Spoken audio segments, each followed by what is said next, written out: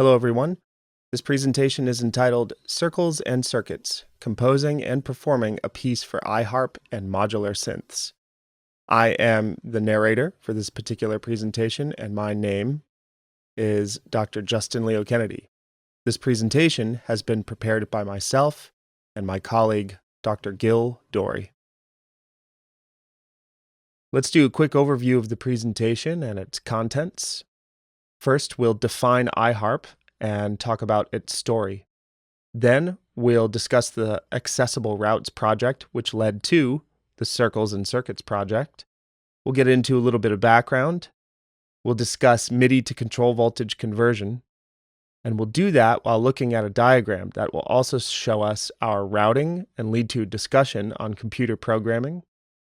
Following that, we'll discuss the musical composition, Circles and Circuits, and the production techniques used for Circles and Circuits.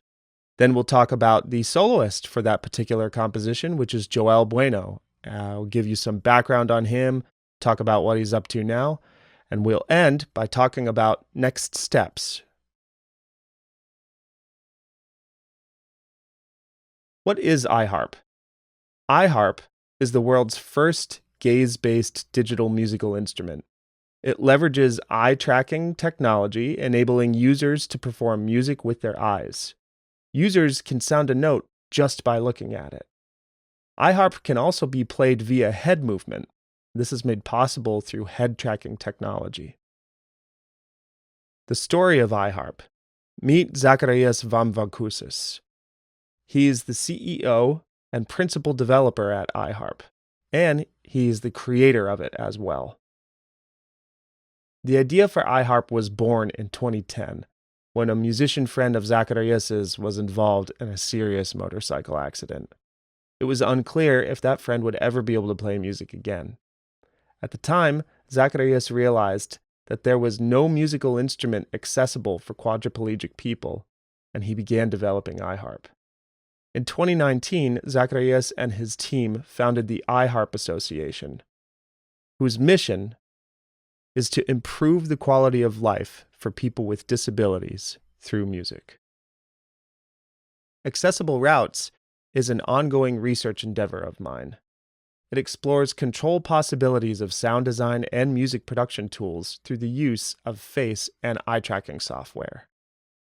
I started using EyeHarp as a part of this ongoing research endeavor, and that eventually led me to the idea for the creation of this project that I'm talking with you today about, which is Circles and Circuits.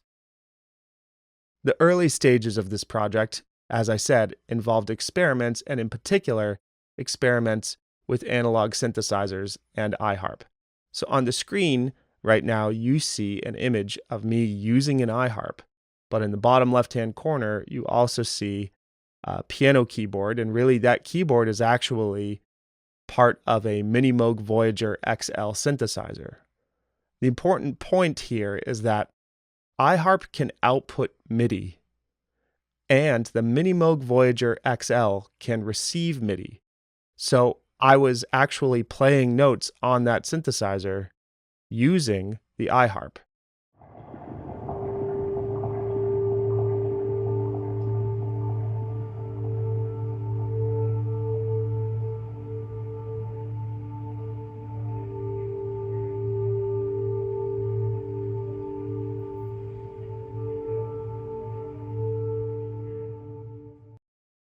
I wanted to take it a step further. So I added a Eurorack to the setup. Now I was taking MIDI out of EyeHarp and sending it into multiple different places. So in other words, I was now controlling several different sounds on several different synthesizers using the EyeHarp. I started telling my colleague, Dr. Gil Dory, about all of this. Dr. Dory is the creative director at EyeHarp, and he and I have collaborated multiple times in the past. In discussing this with him, we both felt that we should come up with some kind of a project we could do together in Barcelona, where EyeHarp is stationed. So we looked for a studio with analog synthesizers in Barcelona, and we came upon a studio that had an RSF COBOL Expander 1 and 2 synthesizer. And we gained access to those synthesizers through an artist residency with the Phonos Foundation. What you're looking at on screen now is an image of the RSF COBOL Expander 1 and 2 analog modular synthesizer cabinet that we had access to. And it's divided into 5 tiers, top to bottom. The top tier is the Expander 1. Second down is the Expander 2. The third and fourth tiers are yet another Expander 1 and 2. And then down at the bottom, we have a MIDI to control voltage conversion device, which I'll speak more about later. This cabinet contains a lot of rare and sought-after modules. In fact, less than 200 COBOL Expander 2 models were ever made. And these are a bit on the older side as far as synthesizers are concerned. They were made in 1978, and I bring that point up because it predates MIDI. You see, MIDI is a standard messaging format, allowing communication between various musical instruments with digital integration and music production devices. Simply put, MIDI makes it easy to control one musical device from another. Prior to MIDI, various parameters of modular synthesizers could be controlled by sending voltage from one port to another. This is called control voltage, and it's what the RSF COBOL Expander 1 and 2 modules use. So all of this to say, we had to devise a system that would convert EyeHarp's MIDI data to control voltage. So how did we go about doing that? Well, let's take a look at this diagram that I made. This diagram shows you how all of the equipment involved in circles and circuits was connected. Let's say I want to use EyeHarp to play a note on the Expander 1. I play a note in EyeHarp. It goes through a MIDI cable that's connected to a MIDI hub. That MIDI hub has another MIDI cable coming out of it into a MIDI to control voltage conversion device. Then a control voltage cable is connected from that device to the Expander 1. Then the sound goes into my mixer and out to my speakers, as well as into another computer that's recording the whole session. So that's one way that this entire setup works. But let's say I want to conceive of the circular keyboard that is a hallmark of the EyeHarp user interface in a new way. Instead of looking at each colored key in the circular keyboard as a musical note, what if I considered it a position for a filter cutoff frequency? So this way, looking through all of the keys would be akin to twisting a dial. How would I go about doing that? Well, first, I would just look at any quote-unquote key in the EyeHarp, and I would send that MIDI information through a cable into the MIDI hub. Well, then I would send that through a USB cable going into yet another computer running Ableton Live. And within Ableton Live, I would use the Max for Live extension, reformat the MIDI message, and send it back into the MIDI hub. From there, I would send it out of the MIDI hub into the MIDI to control voltage conversion device. Then I would send that through a control voltage cable into the filter cutoff control voltage port. This again would go to the mixer, which goes to the speakers and goes to the PC that's recording everything. Let's go ahead and hear what it would actually sound like if we used EyeHarp to control filter frequencies cutoff point as we just described.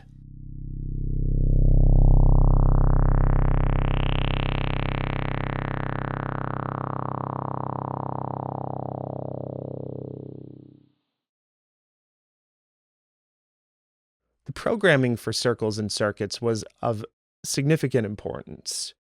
EyeHarp can import music notated in MuseScore, provided that it is exported as a MIDI file with an accompanying XML file. All of this is detailed in the EyeHarp manual. The score to the right was created in MuseScore and exported as a MIDI file. And that MIDI file, as well as the XML file I've talked about, were both placed in EyeHarp's score library folder. Gil Dorey wrote the code for that XML file, which is pictured to the right. That XML file makes it possible for EyeHarp to play my score. Gil also wrote code for a CSV file, which adds the Dorian mode to EyeHarp's playable diatonic scales. That brings us to the compositional techniques used in circles and circuits. The circular design of EyeHarp's user interface was the inspiration for several compositional approaches, including the mode. The piece is actually in C Dorian, and on the screen now, you can see why. What you're looking at is Alan Holdsworth's Dorian bracelet. The bracelet shows the immense amount of symmetry that the Dorian mode has when you position tonic, which in our case is the note C, at the 12 o'clock position. So if I were to go from the note C and I were to go clockwise, I would encounter whole steps and half steps at all the same points as if I were to go counterclockwise. That is why I decided this would be an appropriate mode for this musical composition. But the mode was not the only musical idea influenced by the circular design. So too were the chord voicings. The chord voicings were originally conceived as quintal voicings, following the circle of fifths, now pictured on your screen. Let's take a look at the actual chords that were utilized. Here you can see I have an E flat, B flat, F, C, G, D chord. And if I were to start in the circle of fifths, I can see that all of those notes would follow. The second chord that I used in circles and circuits, it only has two, was actually C, comprised of the notes C, G, D, A, E flat. Now, A to E is not a perfect fifth, but it is a diminished fifth, so I thought I needed a little bit of artistic license on that one. What is really important to note, though, is that I had to revoice all of these chords. The reason for that is because the analog synthesizers being used, specifically the Cobol Expander 1 and 2, again, they were manufactured in 1978. That's a very important point. It actually affected the musical composition, not just the production. And here is why. There's a tuning process that has to take place when converting MIDI to control voltage. Synthesizers, in fact, all electronics, they wear out a little bit over time, and they have to constantly be recalibrated. And the older the piece of equipment is, the more temperamental it might be. And if it's especially rare, it can be difficult to calibrate it because you would need someone who is a specialist. You'd need an electrical engineer who really understands this stuff if you wanted to ensure that it wasn't going to get broken upon calibration. So the reason I bring all of that up is when I originally put in these chord voicings, which spanned across several octaves, there were some tuning problems. So I revoiced the chords to kind of compensate for that. The form of the musical composition is in 5 parts: A1, A2, B, A1, and A2. So after it goes to B, it circles back to A. The original form that was planned was a rondo, which would have been A, B, C, B, A. But in the interest of time, we just had to change that to what's essentially a ternary form. Nevertheless, there's 5 parts in both the original form that was conceived and the form that was actually used. And the reason that that's so important is this 5-part form was chosen to complement the quintal chords and the circle of fifths motif that's been established. The music production is connected to that as well. The piece as originally performed, was actually for a 5.1 surround system. And so obviously, again, the number 5, which complements the circle of fifths, the quintal chords, and the 5-part form. So the performer, Bueno, actually got to experience this in 5.1 surround. In the piece, the B section has an LFO modulated oscillator, and that oscillator was panned to create the perception of a sound swirling around the room in kind of a circular fashion, right? So again, EyeHarp's circular user interface is influencing the music production decisions here. Well, now we ran into a bit of an issue when we wanted to do a stereo mix for video, obviously, right? The way a lot of people are going to watch a video is on a computer with a pair of headphones, on a phone or something of that nature. So they'll only have a left and a right. There will only be 2 channels, not 5. So I used Dear Reality's Dear VR plugin, and I used that so I could spatially quote-unquote pan that LFO modulated oscillator part. In other words, I automated the azimuth, and that creates this sensation of a sound, again, swirling around the listener in a circular fashion.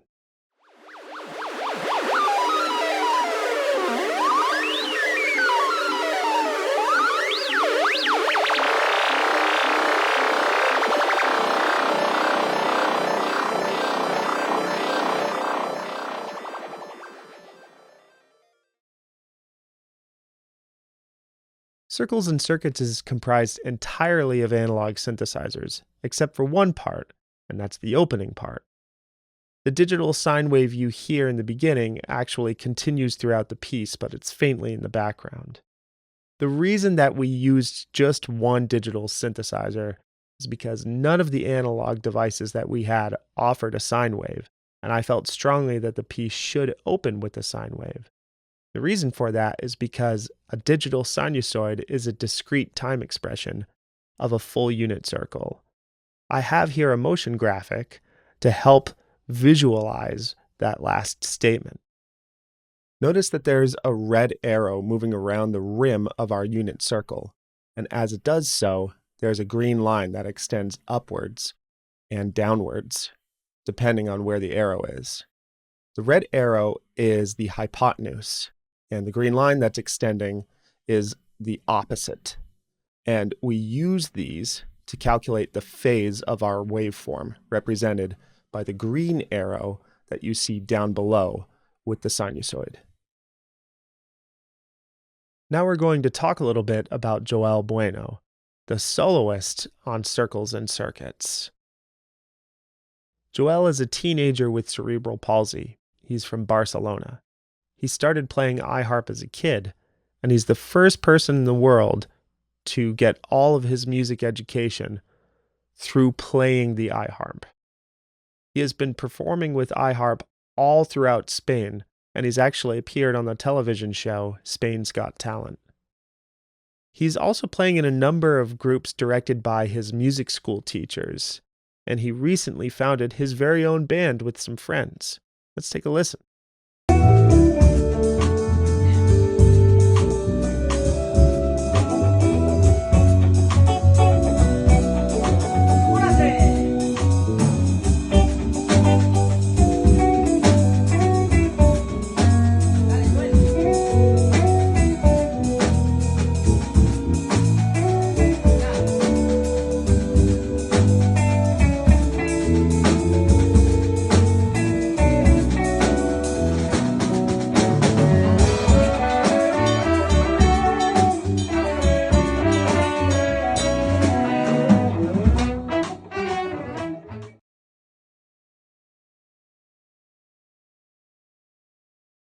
A true studio musician, Joel nailed the Circles and Circuits recording session performance. He only needed 3 takes, and all of them were excellent and usable. By comparison, I needed 7. His excitement during the session could not be contained. Most noticeable of all was the joyous expression on his face when controlling the LFO rate in the B section of the piece. This is what happens for a lot of musicians who get to use an analog synthesizer for the first time. You just become fully immersed in this enveloping sound and you feel very connected to it because you understand that the slightest adjustment to any parameter can powerfully alter the sound in the room, the energy in the room, right? And for me, it's almost a euphoric feeling when you get to that place in a analog synthesizer type of environment. You just sort of lose track of time and you lose yourself in the sound. I hope that's what Joel was feeling in that moment. And I really hope that it's something I can help other people to experience as well. And that really brings us to the next point, which are, well, what's the next steps? Where do we go from here? Well, the first thing to note is that there's more EyeHarp synthesizer control experiments and performances happening as we speak, as I speak into this microphone right now. Joel felt fueled by the Circles and Circuits project to go take an interest in music technology, so he's actually taken to performing with a synthesizer named Choral made by Oxy Instruments. And Gil also made him a digital emulation of the Moog workstat after he expressed interest in that. There's also a really incredible undertaking that's just recently come to be. It involves Joel, EyeHarp, and ABB Robotics. They actually created a way for Joel to use EyeHarp to control a robotic hand that plays the piano. So here's a video showing that.